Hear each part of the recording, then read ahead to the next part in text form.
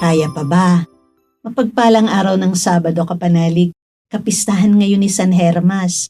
Ito po si Sister Rose Agtarap ng Daughters of St. Paul para sa mabuting balita. Pagnilayan natin ang Ebanghelyo ayon kay San Juan.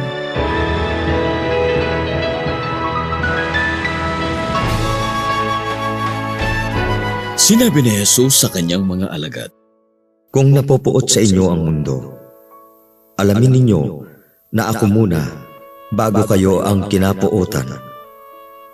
Kung kayo'y mula sa mundo, inibig na sana ng mundo ang sariling kanya. Ngunit napopuot sa inyo ang mundo dahil hindi kayo mula sa mundo, kundi ako ang humirang sa inyo mula sa mundo. Tandaan ninyo ang sinabi ko sa inyo, walang utosang mas dakila sa kanyang Panginoon. Di ba't inusig nila ako? Uusigin din kayo. Tinupad ba nila ang aking salita? Gayon din nila tutuparin ang sa inyo. Dahil sa ngalan ko nila gagawin ang mga ito laban sa inyo, sapagkat hindi nila nakikilala ang nagpadala sa akin.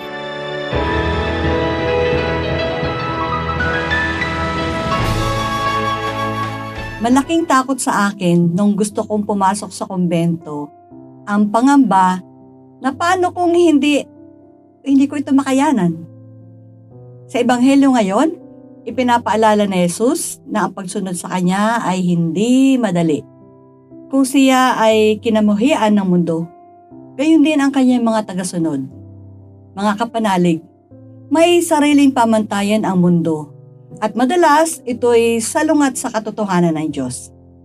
Kapag pinili natin mamuhay ayon kay Kristo, tayo'y nagiging kakaiba sa paningin ng marami. Ngunit, ang pagiging iba na ito ay tanda ng ating pagiging sa Diyos. Hindi tayo dapat magtaka kung may pagtanggi o pagsubok. Tiyak na marami. Subalit, sa aking karanasan, bunga na rin ng panalangin at pagninilay, naniniwala ako na mas malaki at mas malawak ang grasya ng Diyos kesa sa aking kahinaan. Madalas, ang pag-ibig ay pagtayo para sa Kanya sa gitna ng pagsubok at pangungutya. Subalit sa pamamagitan nito, inaanyayahan tayong maging matatag. Ang ating pagkakakilanlan ay hindi nakasalalay sa opinyon ng mundo. Nakaugat ito sa pag-ibig ng Diyos na tumawag sa atin. Pinili tayo mula sa mundo upang maging Kanya. Ito ay biyaya at misyon. Biyaya dahil tayo ay minahal at tinawag. Misyon dahil inaasahan tayong magpatotoo sa gitna ng mundo. Sa bawat pagtanggi, naway maalaala natin ang Kanyang pagdurusa. Hindi siya umatras sa Kanyang pagpapakasakit at pangungutya. Sa halip, ipinakita niya ang tunay na pag-ibig hanggang wakas. Kapanalig, tayo rin ay tinatawag na magmahal kahit mahirap.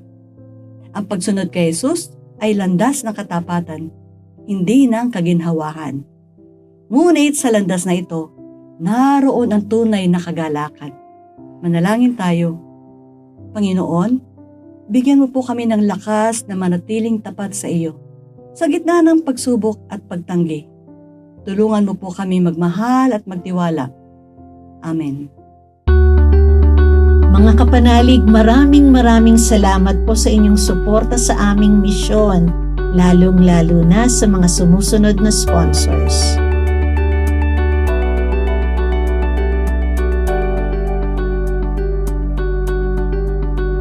Subscribe, like, share, and follow po lines sa aming social media accounts. Patuloy po kaming humihingi ng inyong tulong upang maipagpatuloy ang programang ito. Maaari po ninyong ipadala ang inyong love offerings at donasyon sa aming donations channels. Makakaasa po kayo na kasamang lagi ang inyong mga intensyon at kahilingan sa aming panalangin araw-araw.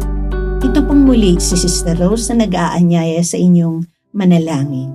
Sa iyong pagkabuhay muli, Panginoong Hesukristo, binigyan mo kami ng bagong pag-asa at pinalalim ang aming pananampalataya. Panibaguhin mo kami upang masigasig naming maipalaganap ang mabuting balita ng may kagalakan at kapayapaan. Amen. Alleluia.